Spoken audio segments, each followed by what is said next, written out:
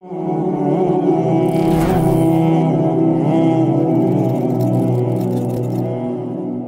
باللہ من الشیطان الرجیم بسم اللہ الرحمن الرحیم۔ محترم ناظرین، آپ کے سامنے آج رسول اللہ صلی اللہ علیہ وسلم کا ایک فرمان عالی شان جو بڑا ہی عظیم ہے۔ ویسے تو آپ صلی اللہ علیہ وسلم کی ہر بات ہی بڑی عظیم ہوتی ہے، لیکن آج کل کے اس پرفتن دور کے اندر جب ہم دیکھتے ہیں بات بات پہ جھگڑے ہوتے اور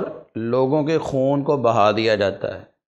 لوگوں کو تکلیف اور نقصان پہنچایا جاتا ہے،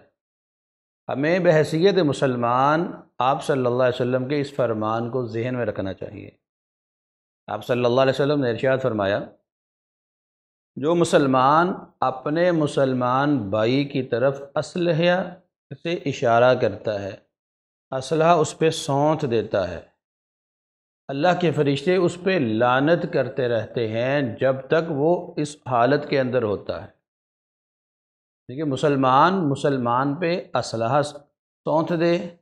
اس کے سامنے اسلحے سے اشارہ کرے، اس کی گردن پہ تلوار رکھ دے یا اس کے جسم پہ اسلحے کو پسٹل کو لگا دے، جیسے آج کل وارداتیں ہوتی ہیں،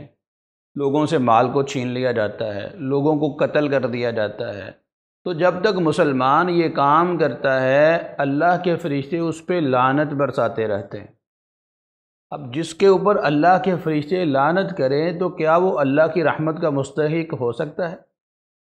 حضرت ابو ہریرہ رضی اللہ تعالیٰ عنہ بیان کرتے ہیں، رسول کریم صلی اللہ علیہ وسلم نے ارشاد فرمایا، کسی مسلمان کے لیے جائز نہیں ہے کہ وہ اپنے مسلمان بھائی کی طرف اسلحے کے ساتھ اشارہ بھی کرے۔ اشارہ کرنا بھی منع ہے، کہیں ایسا نہ ہو شیطان اس کے ہاتھ سے اس اسلحے کو چلا دے اور مسلمان بھائی کو تکلیف پہنچ جائے۔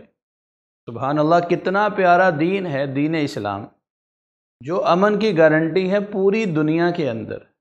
دنیا اور آخرت کے اندر امن کی گارنٹی اس دین اسلام کے اندر موجود ہے۔ رسول اللہ صلی اللہ علیہ وسلم نے ارشاد فرمایا، جب تم میں سے کوئی شخص مسجد میں سے گزرے،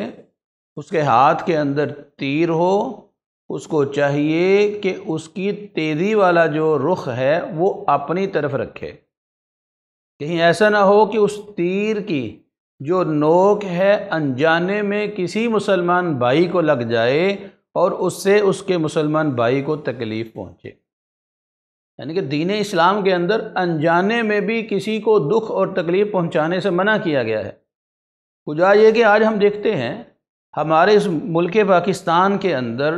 کیسے معاملات ہوتے ہیں، بات بات پہ جھگڑے ہوتے ہیں، اور جب جھگڑا ہوتا ہے ہم ایسی چیزیں اٹھا کر لوگوں کے ساتھ جھگڑتے ہیں جس کے ساتھ لوگوں کو نقصان پہنچتا ہے، اور آج یہ اسلحہ یہ عام ہو چکا ہے۔ ہم دیکھتے ہیں شادی بیاہ کی محفلوں کے اندر کس قدر اسلحے کا بے دریغ استعمال کیا جاتا ہے۔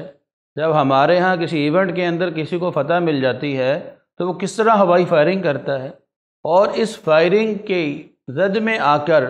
کتنے ہی بے گناہ لوگ کتنے ہی واقعات کے اندر جو ہے وہ اپنی جان سے ہاتھ دھو بیٹھے۔ تو کیا ایسا شخص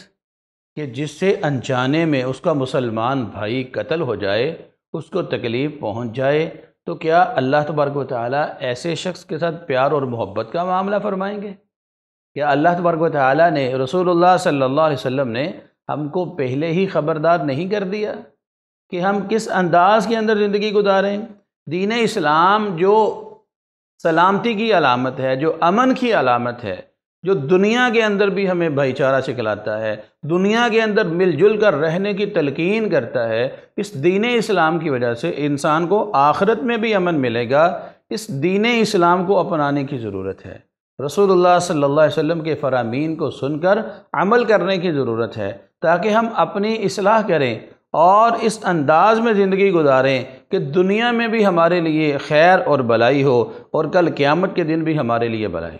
اس لیے معزز ناظرین، ہم اپنی اصلاح کریں، اور اگر ہم نے آج سے پہلے یہ کام کیے ہیں، کسی مسلمان بھائی پر مذاق کے اندر بھی ہم نے اسلحہ جو ہے وہ سونتا ہے، اسلحے کا اشارہ کیا ہے، کسی چھڑی کا اشارہ کیا ہے، ہمیں اللہ سے معافی مانگ کر ہمیں اپنے رویوں کی اصلاح کرنی چاہیے اور دین اسلام کو اپنا کر اس کے مطابق زندگی گزارنی چاہیے۔ اللہ ہمیں عمل کی توفیق عطا فرمائے۔